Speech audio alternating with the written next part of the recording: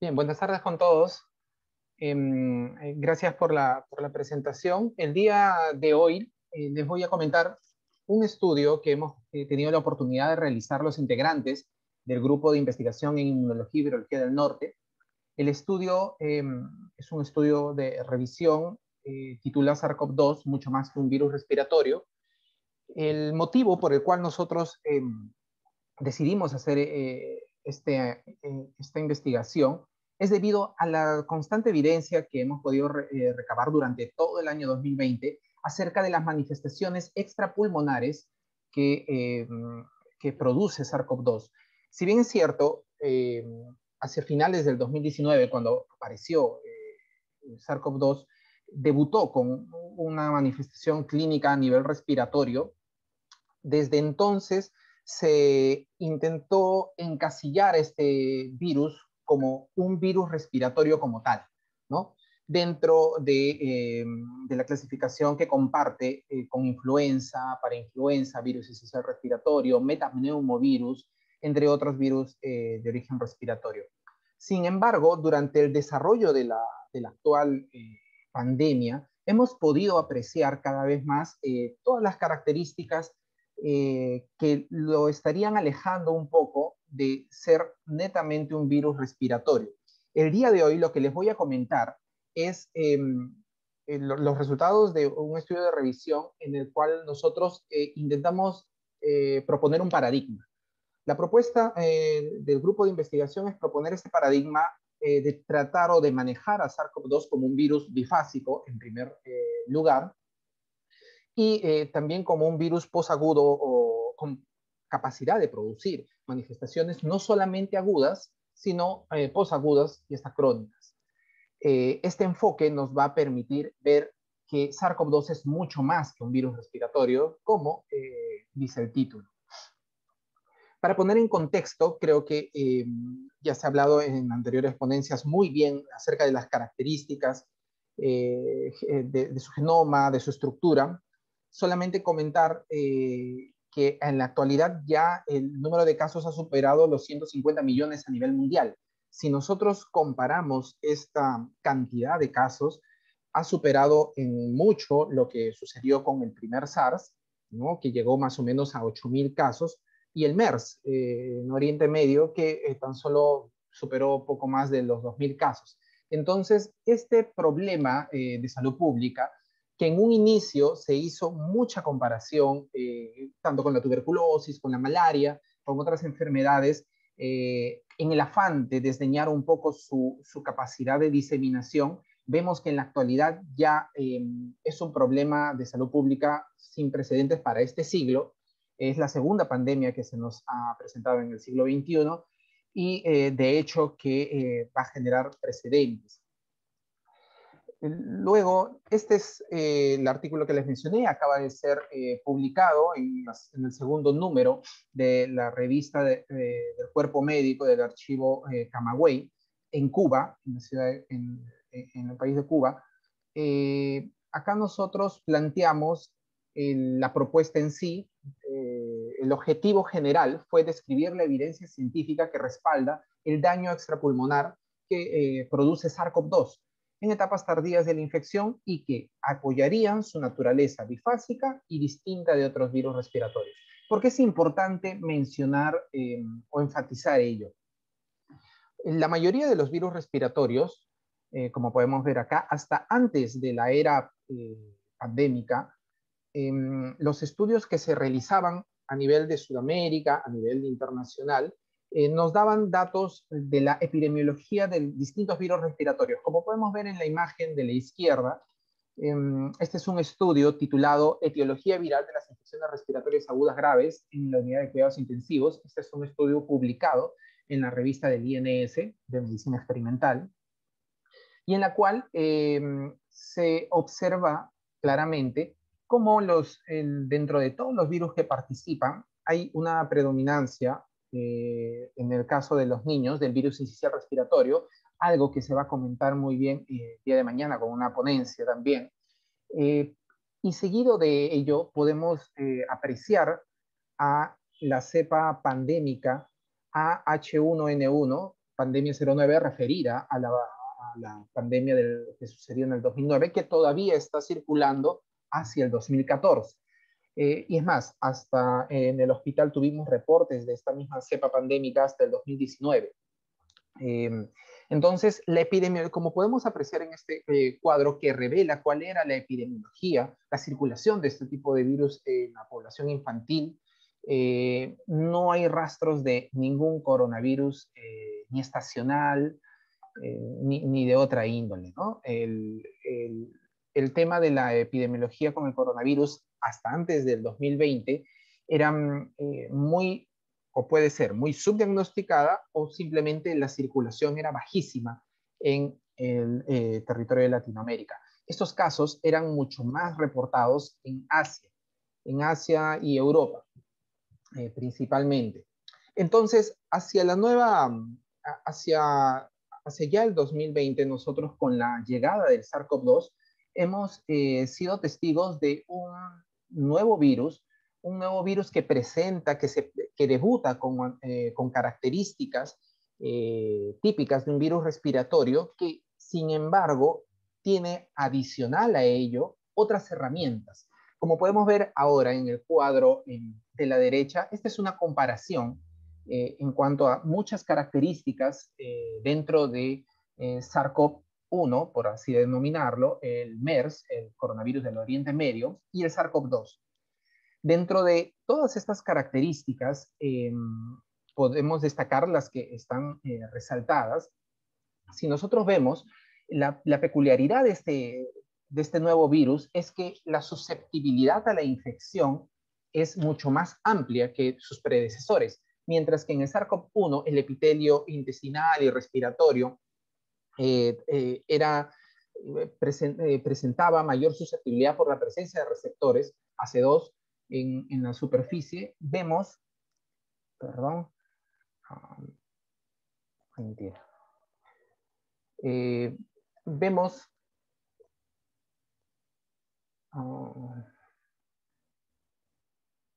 ya. Como les comentaba, la susceptibilidad de estos virus se ha ampliado en comparación con la del MERS y el SARS-CoV-2.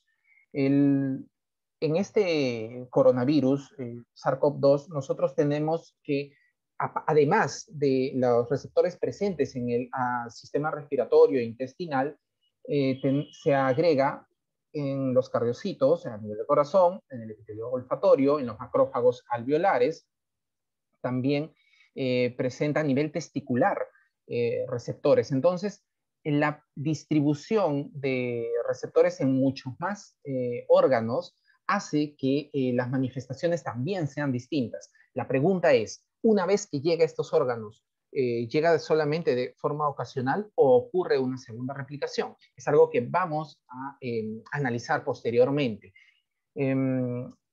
Para destacar también otras diferencias es la formación de neutrofilia, algo un poco inusual en las infecciones virales, ¿no? Generalmente las bacterianas en los hemogramas, la presencia de neutrofilia es una característica distintiva. Sin embargo, hemos podido apreciar que durante la presente pandemia la cantidad de neutrofilia en los hemogramas es un marcador también distintivo de SARS-CoV-2 y estaría también relacionado con el elevado nivel de netosis que produce este virus. La netosis no es más que la liberación del ADN de los neutrófilos y actualmente se está realizando mucho estudio, hay mucha oportunidad de estudio a este nivel porque se puede buscar el ADN libre del componente de esta NET, ¿no?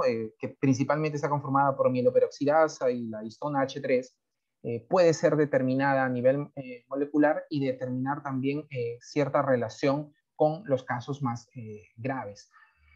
Y así tenemos una mayor respuesta de interferón, el tiempo en el cual llegan a un pico viral después del inicio de los síntomas es también mucho más próximo, es más rápido. Entonces, todas estas características han hecho que este coronavirus tenga no solo un mayor éxito, sino también características que lo alejan un poco de ser netamente un virus respiratorio. En la siguiente diapositiva, nosotros podemos ver, bueno, las manifestaciones clínicas agudas de COVID están bien caracterizadas. Ya ha pasado un año, más de un año, desde la presencia de SARS-CoV-2 en nuestro planeta, y todos los esfuerzos que se han realizado por todos los países es en mitigar, es en hacerle frente a, a las manifestaciones clínicas agudas de la infección. Y es que muchos países ni siquiera contamos con los medios adecuados para poder hacer frente a estas olas que se están produciendo y a estas manifestaciones agudas, mucho menos vamos a tener oportunidad todavía de darle mayor énfasis a hacerle seguimiento de las secuelas, tanto posagudas y algunas crónicas. Entonces, este es un tema, este es un área de investigación en la cual no es algo nuevo, es algo que ya se ha descrito con mayor fuerza de la segunda mitad del 2020 para adelante, pero quizás la investigación no está tan dirigida a este nivel porque lo que apremia en este momento, en este contexto, es quizás las manifestaciones agudas. Sin embargo, ya después de un año estamos avanzando en conocer más al virus y estamos viendo estas manifestaciones subagudas o crónicas. En pantalla les proporciono una imagen en la cual se describe la historia natural de la infección a grandes rasgos, en la cual podemos nosotros ver que durante las primeras 2 semanas, recordemos que el periodo de incubación de SARS-CoV-2 va de 2 a 14 días y eso representa estas 2 primeras semanas en imagen. Durante estas 2 primeras semanas va a haber ya un incremento de la carga viral que generalmente es indetectable durante el periodo de incubación. Una vez que termine este periodo de incubación, también se dice que algunas variantes cortan este periodo. Una vez que termina este periodo, inicia ya la etapa en la cual se puede determinar a nivel ya de los marcadores de antígeno y de PCR la presencia del virus. Durante la primera semana, entonces vamos a tener la oportunidad, se dice que hasta los 10 primeros días es el mejor tiempo para captar al virus durante los 10 primeros días de inicio de síntomas, me refiero. Es el tiempo en el cual se va a tener una mayor oportunidad para cultivar al virus si es que se desea hacer algún estudio de aislamiento viral. Y por medio ya del hisopado nasofaringeo, la línea verde, revela que, si bien es cierto, durante los 10 primeros días también se va a tener una mayor oportunidad de determinarlos, de detectarlos a este nivel.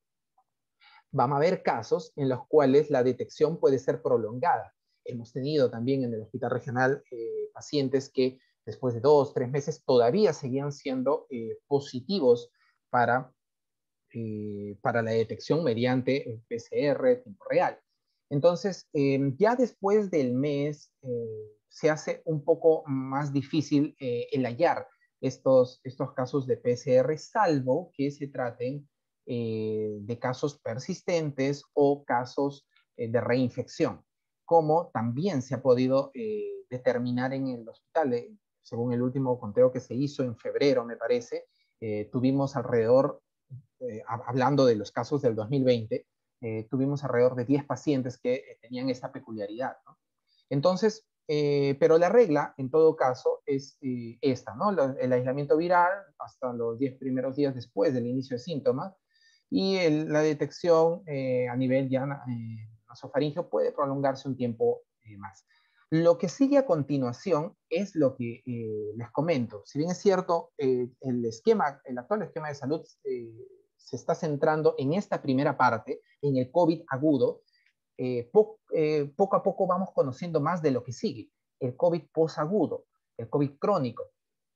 Hay distintas manifestaciones que, a pesar de tener ya un PCR negativo, y me refiero a PCR negativo con el dosaje a nivel de vías respiratorias, a pesar de ya no estar el virus en las vías respiratorias, hay manifestaciones como fatiga, dolores musculares, disnea todavía en algunos pacientes, incluso la persistencia en el requerimiento de oxígeno. Tenemos evidencia de pacientes que han estado más de 150 días en UCI con requerimiento de oxígeno. A nivel neurológico, algo que se va a comentar el día de mañana en una exposición explícita de este tema, es todas las características neurológicas, todas las patologías neurológicas que también está produciendo SARS-CoV-2, no solamente a nivel de depresión, de ansiedad o a nivel de disturbios cognitivos, sino a nivel ya de daño como encefalopatías, ¿no? A nivel cardíaco, las palpitaciones, el dolor de corazón, el tromboembolismo. Recordemos que SARS-CoV-2 o esta enfermedad COVID-19 se caracteriza por la formación de coágulos, daños al riñón y también a nivel del cabello, la pérdida del cabello y a nivel dermatológico, ¿no? Sin embargo, no hay que confundir estas manifestaciones que pueden ser producto ya del sistema inmune o puede ser producto como una secuela, y a diferencia de un tipo de manifestación que puede deberse ya a la replicación activa del virus en una segunda etapa. Un signo característico de la enfermedad es lo que se conoce como la hipoxemia silenciosa, o esta hipoxemia silenciosa vendría a ser un signo neurológico, es decir, una evidencia de que SARS-CoV-2 ya ha salido o no solo se ha quedado a nivel de los alvéolos, a nivel pulmonar, sino que ha migrado a otras partes del cuerpo. Vamos a desglosar un poco esto. Entonces, primero veamos cómo se manifiesta la hipoxemia silenciosa y cómo es que se presentan los pacientes. Alguno podrá decir que no siempre se da, y eso es cierto. La hipoxemia silenciosa no es una característica de pacientes que en estado agudo debutan ya con la disnea, debutan con la falta de aire, y eso es algo que está ampliamente reportado. Nosotros tenemos pacientes, o se sabe que en esta enfermedad el paciente puede venir con una hipoxemia, pero también puede ya venir con la disnea, puede venir con hipocapnia, es decir, una disminución del CO2 en sangre, puede tener normocapnia o puede tener inclusive hipercapnia. Entonces, es muy heterogénea la presentación de la hipoxemia en este tipo de pacientes y puede haber una explicación a este fenómeno. Pueden existir dos explicaciones por la cual puede o no puede presentarse la hipoxemia silenciosa. La primera es conociendo ya la característica de SARS-CoV-2 de formar coágulos, que esta falta de oxigenación se deba justamente a que en los vasos sanguíneos, como los receptores AC2 también se encuentran en estos vasos, haya un daño directo a nivel de los vasos sanguíneos y se produzca una inflamación. Asimismo, también producto de la netosis que se mencionó anteriormente, puede haber la estimulación de la formación de coágulos. Recordemos que hay valores, y algo muy típico que se suele pedir inclusive en los pacientes con casos agudos de COVID, es el dosaje de fibrinógeno y el dosaje de dímero D, que no es más que la representación a nivel analítico de lo que está sucediendo, de lo que le estoy comentando acerca de la formación de coágulos a nivel corporal. Entonces, generalmente los rangos normales de fibrinógeno oscilan entre 200 a 400 miligramos por decilitro. Sin embargo, cuando sucede este fenómeno de la coagulación, cuando hay una formación que va a ir hacia la hipoxemia silenciosa, los pacientes llegan con fibrinógenos muy elevados. Asimismo, el dímero D también aumenta en niveles de 10 y 14 gramos. Entonces, estas características son producto de la formación de coágulos, pero la pregunta es, esto es lo que normalmente sucede, este escenario que les he explicado es lo que sucede con pacientes que tienen daño a nivel alveolar y tienen o normocapnia o hipocapnia, pero normalmente los pacientes llegan en un estado de hipoxemia silenciosa en el cual no tienen mayor manifestación, o sea, no producen disnea. Para tratar de entender esto, tenemos que ver una característica de COVID. COVID no solo ingresaría a replicarse a nivel respiratorio, sino también atacaría a nivel neurológico. La primera evidencia de esta migración a nivel neurológico la tuvimos durante la primera porción del 2020. Los pacientes debutaban con anosmia y ageusia, ¿no? Pérdida del olor, pérdida del gusto, y eso no es más que producto de la afectación de los nervios a nivel olfatorio, a nivel de glosofaringio. Entonces, no solamente estos nervios que se relacionan con la anosmia y la ageusia estarían involucrados. En pantalla les muestro un artículo publicado también a inicios del 2020, en el cual se revelaba que los nervios olfatorio, trigémino, facial, glosofaringio y vago estarían vinculados con ciertas manifestaciones producidas por SARS-CoV-2 debido a un daño directo específicamente de estos nervios. Entonces, estos nervios se asociaban con los síntomas positivos del COVID. Como ya les mencioné, la anosmia y la ageusia estarían relacionados con los nervios olfatorio, glosofaringio y facial, mientras que cuando ocurre una afectación a nivel glosofaringio, la única, la manifestación únicamente no se da a nivel de la pérdida del gusto, sino que recordemos que tanto en los nervios glosofaringio y vago van a estar a nivel del tronco cerebral y van a recepcionar, por así decirlo, tener mecanorreceptores que van a captar la disminución del oxígeno o el incremento de CO2 a este nivel. No sé si se puede ver el marcador. Pero los mecanorreceptores, en todo caso, captarían una disminución del oxígeno o CO2 y indicarían a nivel ya del tronco cerebral, específicamente en los nervios vago y glosofaringio, la señal necesaria para producir las sensaciones. La sensación de esfuerzo respiratorio que se traduce en disnea. Entonces, ¿por qué el paciente que tiene una baja saturación de oxígeno o una presión parcial de oxígeno disminuida, por lo general menos de 60 miligramos de mercurio, por ejemplo, ¿por qué este tipo de pacientes siente que le falta el aire? Porque hay una comunicación. Los mecanorreceptores indican me falta aire y envían la orden hacia el cerebro para que se dé la disnea, esta hiperventilación, ¿no? Sin embargo, lo que también se conoce es que la teoría más aceptada en la actualidad es que el daño que produce a nivel de glosofaringio y vago directamente SARS-CoV-2 anularía esta acción de los mecanorreceptores. El daño a nivel de estos nervios inutilizaría estas señales, de tal manera que tú vas a tener, o el paciente COVID, perdón, va a tener una disminución de su oxígeno, va a tener hipercapnia, pero no lo va a sentir.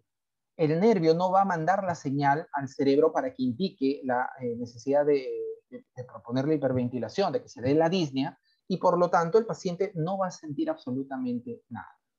Esta es una evidencia de cómo SARS-CoV-2 no solo ha afectado a nivel respiratorio, sino a nivel neurológico, con las primeras manifestaciones de anosmia y ageusia, y también a nivel de glosofaringio y vago, con la supresión de la disnea.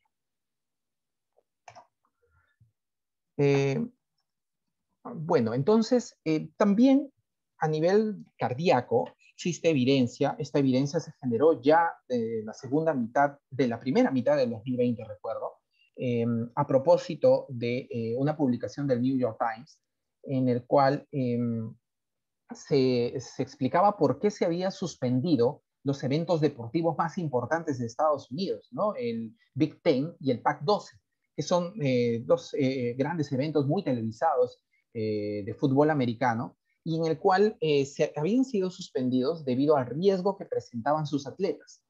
Todo esto basado en este artículo publicado el 27 de julio del 2020. Este artículo habla acerca de las anormalidades o los hallazgos anormales en las resonancias magnéticas a nivel cardiovascular de pacientes que se habían recuperado de COVID-19. Este estudio que está publicado en JAMA Network indica que en 100 personas que tenían COVID-19, las resonancias magnéticas mostraron que al menos 60 de ellas presentaban signos de miocarditis, lo que significa que tenían una inflamación del músculo cardíaco y esto podía debilitar este órgano y en raras ocasiones provocar paros cardíacos repentinos. Nosotros hemos sido testigos, tanto en el ámbito, yo he sido testigo en el ámbito personal, en el ámbito laboral, de personas muy allegadas que han fallecido durante el 2020 eh, por paros cardíacos, paros repentinos. Personas que aparentemente una edad saludable, sin ninguna comorbilidad asociada, pero que fallecieron de un momento a otro producto de este paro cardíaco. Entonces, el paro cardíaco, que se traduce como una miocarditis fulminante, fue primero reportado en los primeros casos en jóvenes de Nueva York. Durante la primera ola que ocurrió en Nueva York, los pacientes debutaban sin ninguna manifestación respiratoria, debutaban con problemas cardíacos. Este estudio de julio 27 revela ya con un análisis ya en un grupo de pacientes, 100 personas, cuáles serían los probables efectos de SARS-CoV-2 a nivel cardíaco. Otro estudio, ya posterior, en el 11 de septiembre del 2020, quiso analizar ya en específico lo que sucedía en los atletas, aquellos que tienen un mayor desgaste físico. En este estudio analizaron a 26 atletas de Ohio, de un equipo, el Ohio State, y que experimentaron también COVID-19 con síntomas leves o ningún síntoma. Quiere decir que estos pacientes no requirieron de oxigenación, presentaron los signos y los síntomas inespecíficos de la enfermedad o quizás ninguno de ellos, solamente determinados por serología y pruebas moleculares, ¿no? En ellos se detectó la evidencia de posible miocarditis, sobre todo en 5, y anomalías menores en 9. Entonces, las manifestaciones de COVID a nivel del músculo cardíaco ya eran evidentes y reportadas por los estudios publicados en revistas de alto impacto. Por último,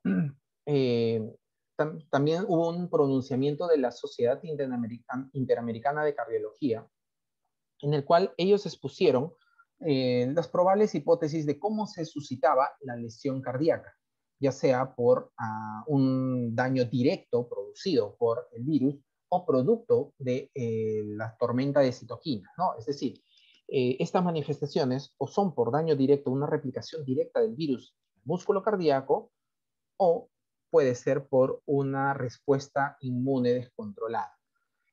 Estas dos son las teorías que se manejan actualmente. Sin embargo, hay mucha evidencia, se ha detectado ya la presencia in situ de SARS-CoV-2 mediante pruebas moleculares en distintos órganos del cuerpo, lo cual hace ya más real la posibilidad de que este virus se esté replicando en una zona distinta del aparato respiratorio. Este es un informe de la situación de coronavirus en Asturias, donde ellos revelan que durante la primera porción del 2020, del 24 de febrero al 1 de marzo, hubo un incremento de mortalidad hospitalaria hacia el mes siguiente, de casi 50% de incremento de la mortalidad, durante ya el periodo en el cual se había suscitado la explosión y la diseminación elevada de casos.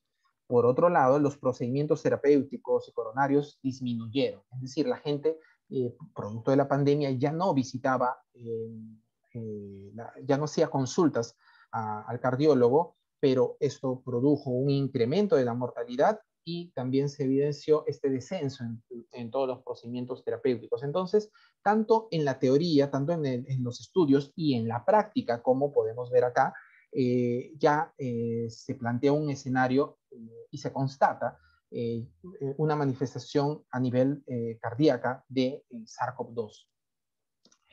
Esto es parte de nuestra propuesta, está implícita en nuestro artículo que acaba de ser publicado, y en el cual nosotros proponemos, frente a toda la evidencia, ya manejar a SARS-CoV-2 como un virus de curso bifásico. ¿Qué implica manejar a un virus con un curso bifásico? Primero tendríamos que remontarnos qué agentes infecciosos producen enfermedades bifásicas, ¿no?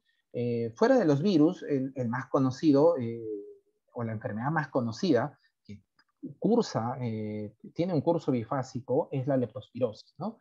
Recordemos que las primeras manifestaciones de la leptospirosis son específicas, son síntomas pseudogripales, y en una segunda etapa ya vienen las manifestaciones del sistema inmune, algo que podría ser muy similar a lo que ocurre con SARS-CoV-2. Sin embargo, la presencia o la determinación del virus dentro de cada uno de estos órganos entra en conflicto un poco con esta teoría, ya que la replicación activa al tener presencia de receptores en cada uno de estos órganos, SARS-CoV-2 tiene la oportunidad de replicarse in situ. Entonces, nosotros tenemos ya evidencia a nivel de la literatura de que SARS-CoV-2 produce daño a nivel neurológico, con la geusia, la anosmia que les comenté anteriormente, pero también con los accidentes cerebrovasculares, algo muy reportado en nuestra región, y los casos de encefalitis. También a nivel endocrino, ¿no? Con la disminución de la TSH y lo que se produce o lo que detona en una insuficiencia suprarrenal secundaria.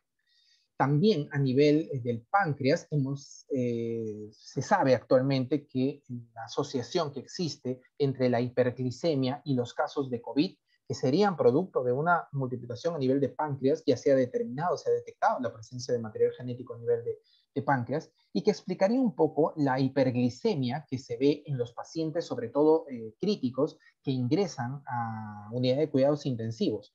Esta relación o esa probable relación que existe entre la hiperglucemia y el páncreas también ha motivado a que se piense que en la actualidad no solo estamos viviendo una pandemia, sino una sindemia, ¿no? En una asociación ya de un problema que hemos venido acarreando, sobre todo en algunas partes del mundo, que es la diabetes, sumado ya a SARS-CoV-2.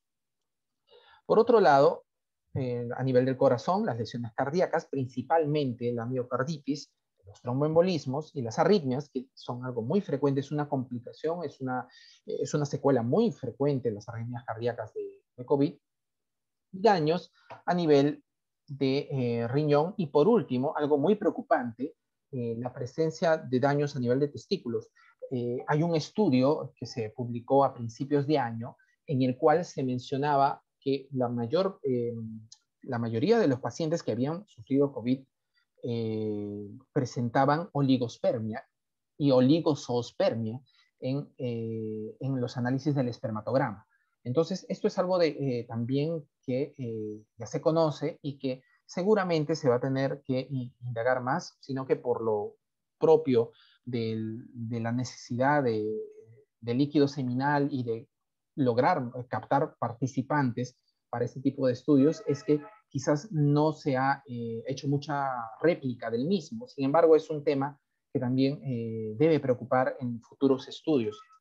Entonces, como vemos, SARS-CoV-2 tiene los receptores, y no solamente serían los receptores AC2, conocemos que también existen otros receptores que estarían relacionados a la presencia o al ingreso. Recuerden que una característica de las células frente a los virus es que tienen que tener dos propiedades: la susceptibilidad y la permisividad. La susceptibilidad es la presencia de los receptores adecuados para que un virus ingrese, mientras que la permisividad es la capacidad de que una vez que ingrese se culmine el ciclo viral. Entonces, lo que tenemos aquí son células susceptibles. Lo que necesitamos comprobar ya a nivel molecular, haciendo autopsias de cada uno de los cadáveres quizás que han sufrido infección o que han fallecido por SARS-CoV-2, es determinar la presencia, la cantidad de virus que se encuentra en cada órgano. Eso nos va a dar una idea de la permisividad del virus en cada uno de ellos.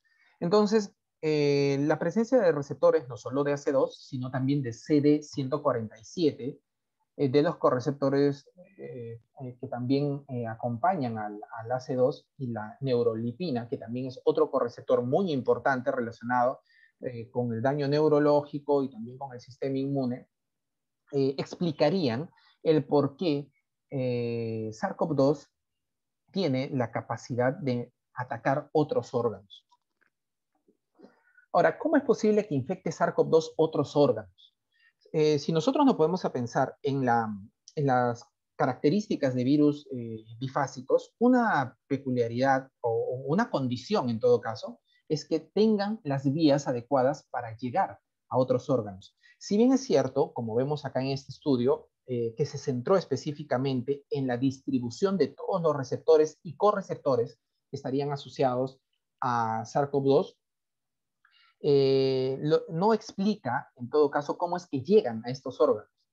Entonces, lo primero que se nos puede ocurrir es que SARS-CoV-2 llega por la sangre.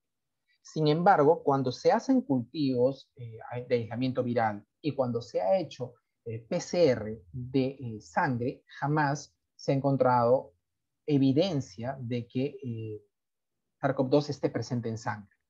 Entonces, todos los cultivos a nivel sangre nos revelan que SARS-CoV-2 no produce viremias. Ese es un primer punto.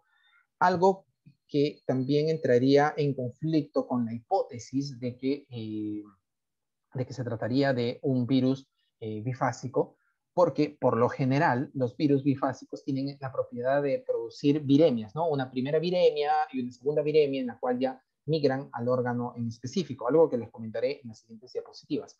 Pero entonces, ¿cómo es posible que llegue SARS-CoV-2 a tantos órganos? Queda la pregunta pendiente para responder. ¿Cómo llega a tantos órganos? Entonces, vamos a tratar de explicar esto. Primero, los virus bifásicos, como se propone que es SARS-CoV-2, tienen una característica de doble viremia. Luego de un periodo de incubación, vamos a utilizar un virus bifásico tipo, el cual es el virus de la encefalitis centroeuropea, que es transmitido por una garrapata del género Ixodes. Este virus es un virus tipo para una infección bifásica. Usualmente cuando se quiere explicar enfermedades bifásicas se utiliza el ejemplo de este virus. ¿Qué es lo que produce este virus? Este virus que está circunscrito a Europa, Asia, lo que produce es durante los primeros 8 días, en un rango de 4 a 28, un periodo de incubación. Luego de este periodo de incubación existe una primera fase donde donde se va a producir la primera viremia. ¿Qué es lo que ocurre en esta fase? Los síntomas, los signos son muy inespecíficos. Siempre, la mayoría de virus bifásicos lo que produce son síntomas pseudogripales, ¿no? Por eso menciona en esta imagen síntomas tipo influenza, ¿no? Fiebre, fatiga, malestar general, síntomas muy inespecíficos. Luego de esta etapa, sigue ya una etapa sintomática en la cual supuestamente ya ha remitido la enfermedad, el virus ya no es detectable. Sin embargo, ocurre una segunda fase luego de estas semanas, en la cual ya hay un compromiso neurológico. Entonces, el virus ha llegado, luego, producto de la viremia, ha atravesado la barrera hematoencefálica, ya sea por un efecto caballo de Troya a nivel de los macrófagos o a nivel a nivel de los nervios, ha llegado ya a producir todos los síntomas neurológicos en su segunda fase. Entonces, así se comporta por lo general un virus bifásico. Un ejemplo más cercano es lo que ocurre con los enterovirus. Estoy tocando estos dos virus para hacer una analogía con lo que va a ocurrir con SARS-CoV-2. Entonces, los enterovirus también producen infecciones bifásicas. Dependiendo del enterovirus, sabemos que la familia de los enterovirus es una familia muy extensa, en la cual tenemos virus o enterovirus que se pueden transmitir de manera fecal oral, virus que son principalmente virus semejantes a la polio. También existen virus, enterovirus que se transmiten a nivel respiratorio, por ejemplo, el enterovirus D68, muy mencionado hace 3 años durante las epidemias de Guillain-Barré que tuvimos en el norte del país, o los enterovirus D70, que son un problema de salud pública en Nueva York, principalmente en niños. Y otra vía de transmisión también, principalmente del D70, es por fomites y biocular. ¿Qué ocurre con los enterovirus? Primero ocurre una replicación inicial. El enterovirus ingresa por todas las vías ya mencionadas y lo que ocurre primero es una replicación a nivel de la mucosa faríngea, a nivel del tracto respiratorio. Es lo primero que ocurre. Luego de esto, el virus va a migrar en una primera viremia y va a producir igual síntomas respiratorios y también algo inespecíficos, lo cual lo asemejaría con unos síntomas tipo influenza. Luego de esto, ocurre una segunda viremia. Una vez que se ha diseminado ya por vía sanguínea, ha llegado a nivel del sistema nervioso central y producto de esta llegada viene la fase en la cual ya produce las manifestaciones neurológicas. Los enterovirus son virus, por lo general, que producen manifestaciones neurológicas. El nombre enterovirus se les da principalmente porque luego de la segunda viremia, ellos ya se alojan a nivel intestinal. No es que produzcan diarreas, como se mencionó hace 3 años, ¿no?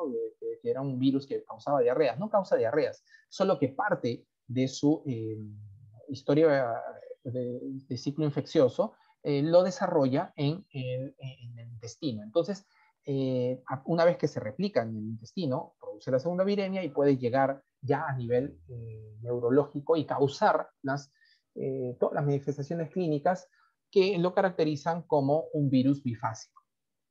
Como tal, tomando como precedentes estos dos virus que les he mencionado, ya tenemos el planteamiento para SARS-CoV-2. Entonces, el SARS-CoV-2 durante la etapa aguda va a producir manifestaciones netamente a nivel respiratorio. Va a producir, es más, lo que se conoce es que la primera replicación viral de SARS-CoV-2 la realizaría en el epitelio respiratorio y la producción de los síntomas o no dependería ya del estado inmune del paciente, de la comorbilidad o de las condiciones. Es decir, la explicación de por qué más del 80% de los pacientes son asintomáticos es porque el sitio real de infección no estaría circunscrito a las vías respiratorias. El 80% sería simplemente de los infectados, darían el lugar propicio para que se genere la primera replicación. Si es que existe o no ya la comorbilidad, podría producirse el efecto o la manifestación clínica en esta misma zona. Sin embargo, sabemos que la neumonitis viral que produce SARS-CoV-2 no es la verdadera causa de la complicación durante la primera etapa. No es que este virus produzca un daño directo, sino que la hipoxia, como ya lo mencionamos, es producto o del sistema inmune o de la formación de coágulos, más no de un ataque in situ. Entonces, por ello, esto explicaría por qué la primera zona de replicación sería el tracto respiratorio. Posterior a ello, SARS-CoV-2 llegaría a los otros órganos, en los cuales tendría la capacidad también, dependiendo de, pueden haber muchos factores, estamos sospechando mucho de la parte genética, porque tenemos evidencia de que familias enteras han sido devastadas por el virus, y mientras que otras familias también que se han infectado no lo han sido así. Entonces puede haber un componente genético que predisponga a esta enfermedad. Entonces eso todavía se encuentra actualmente en estudio. Sin embargo, lo que sí sabemos es que el daño no se da netamente o no se da principalmente a nivel del sistema respiratorio, sino se da en lo que se encuentra el círculo rojo a nivel de otros órganos. Pero la pregunta persiste, ¿cómo llega SARS-CoV-2 si no produce viremia? La respuesta la tenemos en un estudio que acaba de ser publicado a principios de abril. Sin embargo, acerca del tema, y también está explícito en nuestro artículo, que fue escrito a finales del 2020, el tema ya se estaba mencionando por otros investigadores, pero recientemente ya se ha podido determinar a nivel de estudios del RNA-seq que cómo es que podría invadir el SARS-CoV-2 varios órganos. La respuesta estaría dada a nivel de los exosomas. Estos elementos que pueden estas vesículas, son una especie de vacuolas que pueden albergar no solo material genético, sino también albergarían al virus y podrían atravesar sin problemas, evadiendo la respuesta inmune inclusive, otros órganos. Esto sería responsable de la coagulación, el desarrollo de la respuesta inmune, ya que llegaría de esta manera con un efecto caballo de Troya a los macrófagos a producir o a incitar una respuesta inmune, y también sería responsable de la inflamación. La vía por la cual se diseminaría o llegaría a otros órganos sin producir viremia sería mediante los exosomas. Eso es un hallazgo que quería compartirles, que recientemente se ha constatado. Y una vez que llega ya a otros órganos, ya se da la replicación. Esto es parte también del artículo que se ha podido publicar, algo que ya se ha mencionado, cómo llegaría SARS-CoV-2, por ejemplo, a nivel neurológico. En la primera imagen tenemos cómo podría ingresar utilizando el epitelio olfatorio. En la segunda imagen, a través de los nervios. Y una vía muy improbable que es a través de la ruta hematógena. Sin embargo, al no detectar el virus a nivel de sangre, hace muy improbable esta vía, que se ha considerado como una probabilidad, sí, hasta que se descarte completamente, pero es la vía menos probable para llegar a esta zona. Otra evidencia de replicación en otros órganos es algo que también ha sido este artículo en la imagen de la izquierda, es una imagen recientemente publicada a principios de este año en Nature, en el cual revela cómo el epitelio intestinal sí presenta receptores y sí alberga o es permisivo para la replicación del virus. Como les mencionaba antes, las propiedades de las células frente a los virus es que sea susceptible y permisiva para que se pueda suscitar una infección efectiva. Entonces, este artículo revela que existe permisividad del epitelio intestinal y sí se produciría una replicación.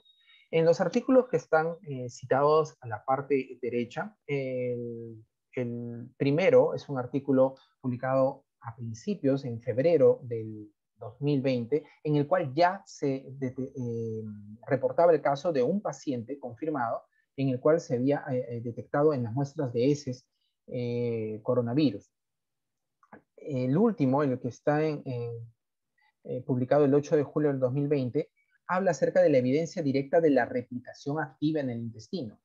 ¿Cuál es la repercusión, en todo caso, de estos estudios que ya constatan una replicación activa del virus a nivel intestinal? Antes se pensaba que lo que expulsaba el paciente en la materia fecal eran simplemente los restos del material genético y por eso es que se detectaba el virus. Sin embargo, al existir replicación activa, y nosotros nos damos cuenta de la replicación activa por este detalle, vemos acá, luego que se libera el genoma del RNA, hay una expresión de RNA subgenómico. Este RNA subgenómico me revela que ya hay una replicación a este nivel y es el método por el cual han constatado que el virus sí replica a ese nivel, y lo que ahora se está buscando evidencia es acerca de su posible transmisión fecal oral. Que explicaría también el por qué todas las medidas que hemos adoptado para la protección de las vías respiratorias no han sido tan efectivas, no han tenido la capacidad de frenar las olas o contener la pandemia. Esta es otra evidencia de la replicación en otros órganos. Entonces, para concluir, nosotros tenemos que SARS-CoV-2 no debe de considerarse solo como un virus respiratorio de curso agudo. Si bien es cierto, en la actualidad lo que más apremia es el control, el manejo de los casos agudos, va a llegar un momento cuando termine o cuando disminuya el número de casos que vamos a vernos obligados ahora de ver la otra cara del SARS-CoV-2, lo que ha dejado, ¿no? Todas las manifestaciones a nivel cardíaco, renal, a nivel testicular, como les mencioné también, respiratorio, neurológico, vamos a tener que ver ese otro lado, ese lado B de la infección. Por otro lado, SARS-CoV-2 requiere un enfoque terapéutico y manejo clínico distinto debido a las características clínicas que se evidencian a nivel cardiovascular, del sistema nervioso, endocrino, renal, que sugiere una progresión posaguda y persistente, va a requerir otro enfoque terapéutico. Pero como les repito, en este momento el enfoque que se le está dando a SARS-CoV-2 es netamente al curso agudo por la necesidad que tenemos, por la falta de personal de salud, por parte de infraestructura, pero una vez que termine esto, tenemos que enfocarnos ya en las consecuencias que produce este virus. Bueno, agradezco la asistencia, agradezco la oportunidad. En imágenes dejo mi correo ante cualquier duda, consulta, deseo de investigación también. Nosotros en el Hospital Regional, en el Laboratorio de Inmunovirología, seguimos realizando estudios de investigación, asimismo en el grupo de investigación de Virología e Inmunología del Norte, también seguimos realizando estudios. Están todos invitados a poder colaborar con sus experiencias, con sus ideas y también con los deseos, si son tesistas, desean realizar algún estudio, también son bienvenidos. Gracias Lizzy, gracias a todos los presentes. Muy bien, Franklin, muchas gracias. Felicitarte por la ponencia, excelente, muy didáctica, y creo que eh, poco a poco no están empezando a engranarse todo acerca del SARS-CoV-2, ¿no? Y hay bastante trabajo que debe ser multidisciplinario. Bien, acá hay preguntas. Eh, ¿Existe evidencia de las secuelas neurológicas del COVID-19? ¿O de la COVID-19? Sí, claro. Eh, Adelanto un poco nada más. Mañana, de fondo, hay una ponencia muy relacionada al respecto, un estudio que también tuvimos la oportunidad de realizar con el grupo de investigación acerca del daño neurológico que produce SARS-CoV-2. Y como les mencioné, una de las primeras evidencias de estas secuelas neurológicas es la simple presencia de la anosmia, la geusia, y también de la falta de disnea en los pacientes que presentan esta hipoxia silenciosa, ¿no? Es una evidencia del daño neurológico, una primera evidencia del daño neurológico son estas tres cosas, ¿no? La geusia, la anosmia y la disnea. Ahora, las secuelas neurológicas sí están reportadas a nivel no solo cognitivo, como el caso de la depresión, de la ansiedad. Hay muchas personas que han quedado con una ansiedad luego de padecer el COVID, una sensación de ahogo, mencionan. Hemos tenido oportunidad de comentar ese tipo de casos en el grupo, pero también hay personas que han presentado falta de una secuela a nivel del sistema nervioso, no solo central, sino del sistema nervioso periférico, traducida en la falta de motilidad de alguno de sus extremidades. Eso también sucede, es algo que se ha reportado, quizás Arturo ya lo va a tocar a más detalle, pero sí hay evidencia a nivel ya como secuela neurológica de ese daño. A nivel también subagudo, existe un daño producido por o manifestado como una encefalopatía o accidente cerebrovascular. Les mencionaba que los accidentes cerebrovasculares en los hospitales de Chiclayo son muy frecuentes, han sido muy frecuentes durante el 2020. He tenido la oportunidad de recabar esa información, y pacientes que presentaban IgM positivo. Recuerden que durante la primera etapa de la pandemia solo contábamos con estos marcadores serológicos, y los pacientes llegaban con IgM positivos, algo que revela que ya presentaba la infección de 10 a más días eh, posteriores al inicio de síntomas, y debutaban con accidentes cerebrovasculares. Era el motivo del ingreso, más no el COVID, sino el motivo de ingreso era accidente cerebrovascular. Entonces, a nivel neurológico sí hay evidencia inclusive reportada, como les mencioné también en Nueva York. hay un estudio durante el inicio de la primera ola que se reportaban los accidentes cerebrovasculares y las secuelas neurológicas principalmente estarían relacionadas a esta pérdida de la capacidad motora en las extremidades, algo muy similar, por ejemplo, que ocurría con síndrome de Guillain-Barré. Recordemos que también el síndrome de Guillain-Barré es algo reportado en COVID. Entonces, bueno, creo que me estoy adelantando ya mucho a la ponencia de mañana, pero eso es lo que les podría decir de las secuelas neurológicas en COVID-19. Sí existe evidencia y mañana les vamos a mostrar con la presentación de Arturo toda la evidencia ya específica al respecto. Así es, Franklin, muchísimas gracias. Eh, Bien, reiterar las felicitaciones.